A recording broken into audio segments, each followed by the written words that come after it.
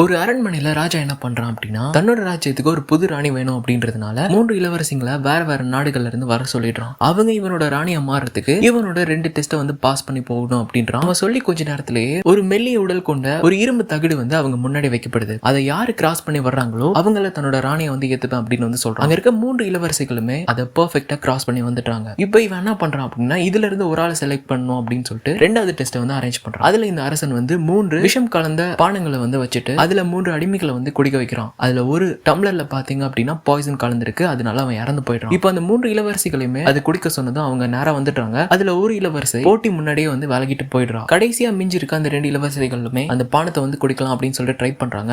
ஆனா அதுல ஒரு இளவரசி குடிக்கிற மாதிரி போய் அந்த டம்ளர் அப்படியே வச்சுட்டு அவளும் அந்த போட்டியை விட்டு விலகிடுறான். அதுக்கப்புறமா அந்த கடைசியா இருக்க இளவரசி அங்க இருக்க எல்லா பானங்களையுமே குடிக்கிறா. பார்த்தா அங்க இருக்க எந்த பானத்திலுமே விஷம் கிடையாது. இந்த ராஜா அவங்களை ஏமாத்துறதுக்காகவும் அவங்களோட தைரியத்தை டெஸ்ட் பண்றதுக்காகவும் இப்படி ஒரு வித்தியாசமான போட்டி வச்சிருக்காரு. இதுல வெற்றி பெற்ற அந்த இளவரசியை தன்னோட ராணியா அந்த ராஜா ஏத்துக்கிறாரு.